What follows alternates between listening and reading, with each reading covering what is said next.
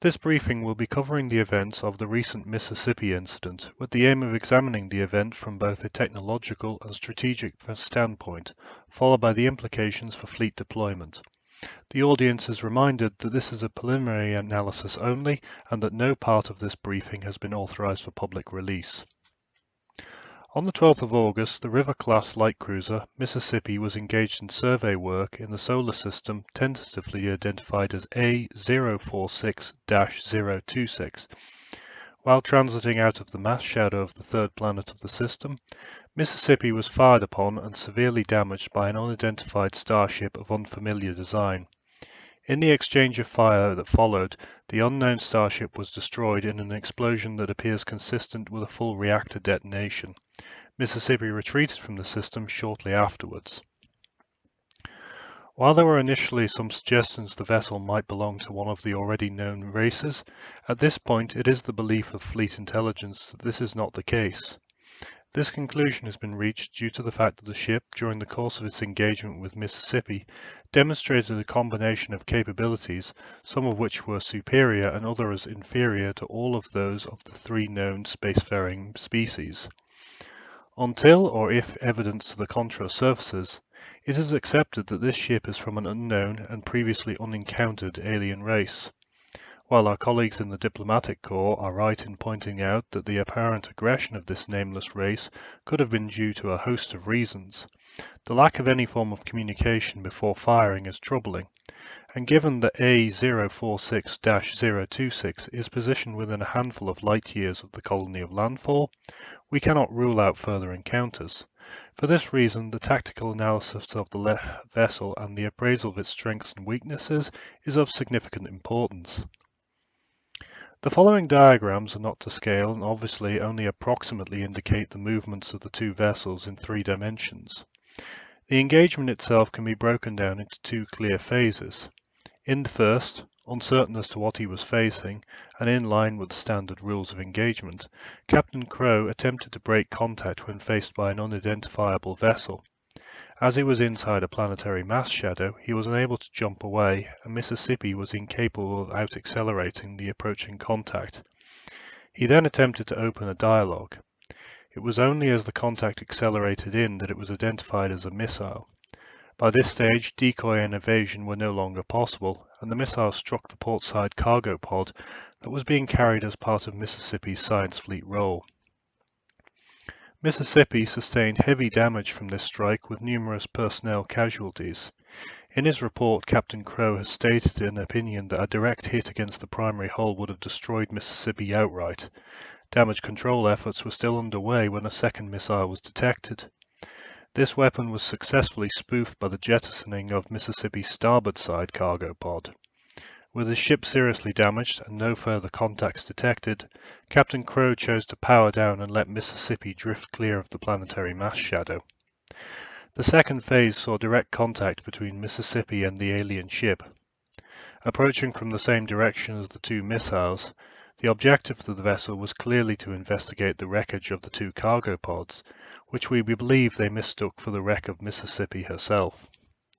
Captain Crow held his fire until certain his ship had been detected. At this point, the 2 ships engaged at a range of less than 400 kilometers. The alien attempted to fire a third cap ship missile at close range. However, this weapon was destroyed as it launched. The alien then attempted to cross Mississippi's stern to target the cruiser's engines, while Mississippi engaged with guns. Mississippi outmaneuvered the vessel and hit it with a single long-lance missile.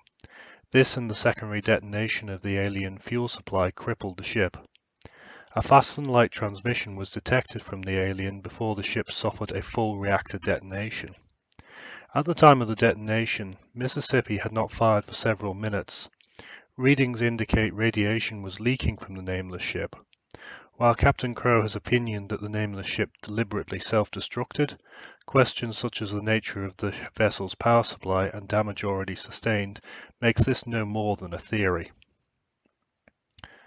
While there is no such thing as consistent technological level, and it is a fallacy to assume that an alien species will develop technologies in approximately the same order and time frame as humanity, This is an error and has been demonstrated to a certain extent by the Allaire, Mahar and Tampel species. Technological progress is driven by social priorities and resources. Therefore, no two races will go through all the same steps.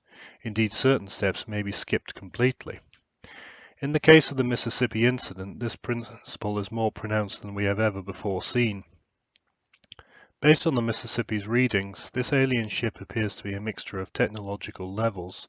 While some systems are clearly several steps behind their human contemporaries, others are markedly more advanced. The most interesting of these, and the one most immediately identified by Captain Crow's report, was their scanning technology, which demonstrated faster-than-light feedback. Not only has this impressive feat been achieved by Starship guidance systems, but the system is apparently small and cheap enough to be used as a missile guidance system.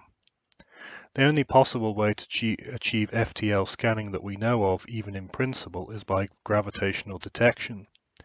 To detect something as small as a starship by this means is well beyond our current understanding. It is worth noting that when Mississippi powered down, she apparently dropped below the detection threshold, so it may be that this technology relies on a combination of factors. The second advanced system observed was the faster-than-light transmitter. While this appeared to be operating on the same first principles as our own, its pulses were much faster than our own current 1.5 pulses per second. Even more impressive is the apparent size of this transmitter. Currently, the smallest FTL human transmitter is the American Jefferson 3 in Texas, and the resonance chamber of this device alone is as wide as the entire alien vessel. While we are aware that the Allaire are capable of building FTL transmitters smaller than our own, the transmitter aboard the ship encountered by Mississippi must have been smaller than even the best Allaire designed by orders of magnitude. It has been suggested if such transmitters are commonplace for this race, this may explain why there was no response to Mississippi's attempts to communicate. Quite simply, radio transmissions may no longer be a method of communication used. However, Mississippi detected no FTL transmissions prior to the attack, so this suggestion appears very speculative. In contrast to the scanning communication technology, the hull and propulsion systems are far less impressive. The image below is from the opening stages of gun range engagement. Range at this point was under 250 kilometers.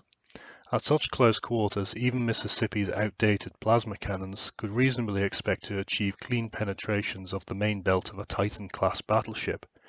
In fact, during the engagement, this presented something of an issue that was not appreciated by Captain Crow at the time. On this image, to the left and behind the alien ship, we can see the plasma bolt that struck and went through the ship. It is estimated at this moment the bolt was 700 kilometers beyond the alien ship, and as you can see from the close-up, it has retained coherency. In essence, the plasma bolt was suffering significant overpenetration rather than losing coherency within the ship. The majority of the bolt cleared the target.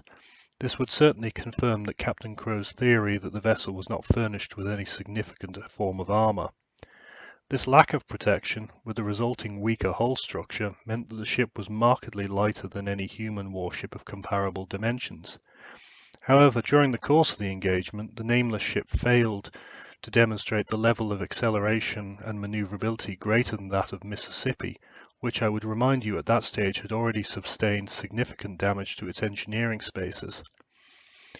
If the alien's engines were comparable output to Mississippi, then we would expect the ship to have decisively outmaneuvered its opponent. Indication from Mississippi's passive sensors indicated that the vessel was, during the closing stages of the engagement, using its engines to their full operational capability. Therefore, we believe their engine technology is significantly inferior to our own. On the subject of jump drive, we have nothing to offer. Since the vessel was not seen jumping in, and none of the planets of A046-026 give any indication that they have ever supported life, we must presume that the alien ship is jump capable. The horns that can be seen on the forward hull on either side of the forward launcher, with a matching pair on the ventral hull, are assumed to be the housings for the jump drive nodes. The first and most obvious feature of this vessel is its complete reliance on missile armament. At no point in the engagement with Mississippi did the vessel attempt to use any form of gun armament. While certain Tampel Star nations have fielded missile cruisers, and we have in service a number of small missile strike boats, for a vessel of such size to be without a point defense grid is unprecedented. While in theory a missile could have much greater effective range than a direct fire weapon, in practice against a target capable of maneuvering, the lags introduced by light speed transmissions have always made them unacceptably inaccurate at ranges beyond half a light second. The alien FTL sensor system appears to resolve this problem, with the large missile which we are dubbing the Capship missiles able to react to the target long before it could receive light speed transmissions. Exactly what range this system is capable of firing out to is pure conjecture based on Mississippi's readings. It is certainly incapable of engaging targets well beyond plasma cannon and possibly heavy plasma cannon range. If so, it largely offsets the disadvantages of their lack of protection. While the target of a Capship missile would have several minutes in which to engage, we cannot overstate how difficult this would be. The frontal aspect of the missile, the one the target will see, was less than 2 meters square. Plasma cannon, while capable of ranging out to 100,000 kilometers, are at such range accurate only to 20 meters. Only once the missile is close to 20,000 kilometers do cannons stand any serious chance of hitting. At this range, the plasma cannon will only have time to complete 2 full firing cycles. While this is likely enough against a single missile, against multiple inbounds it is likely the target ship would be overwhelmed. This capacity for long-range fire only appears to extend to the Capship missiles. The smaller missiles used at close range do not appear to have this capacity. Indeed, these smaller missiles appear to fulfill a dual purpose. During the second phase of the engagement, they were used in a close-range anti-ship capacity and in the point defense role when attempting to intercept Mississippi's Long-Lance missile. In neither role did they appear to excel, being somewhat heavy for the point defense role and too light for effective anti-ship work against an armored target. In essence, the classic jack-of-all-trades problem. The close-range encounter with Mississippi was clearly not the one the alien ship was optimized for. What we can draw from this is that any further clashes with this nameless race will be very dependent on range. Assuming all of their ships follow the same design philosophy, they will avoid at all costs close-range encounters, instead favoring the long-range fire that their philosophy appears to demand. In the event of a second or large-scale engagement, our most important defensive asset would be the Lunar-class flak cruisers. With their rapid-fire flak guns, a single Lunar could stand off a significant number of these alien ships, while in offensive operations, our carrier-based fighters would be able to close and destroy these vessels who lack a proper defense grid. This alien ship is unlike anything we have previously encountered, and is built along an entirely different philosophy, and in the event of combat, it would require a completely different approach. Currently, the tactical implications are being examined as a matter of urgency. However, to what extent this nameless race presents a threat cannot be answered on the basis of this one encounter. No matter how impressive one vessel is, it is only one vessel. Questions of this race's economic and military strength, along with their physical location, need to be answered as part of a wider threat appraisal. For the moment, however, we believe that this race presents only a moderate threat and that our forces stationed around landfall are adequate, subject to obvious review should better information become available. Thank you for your attention.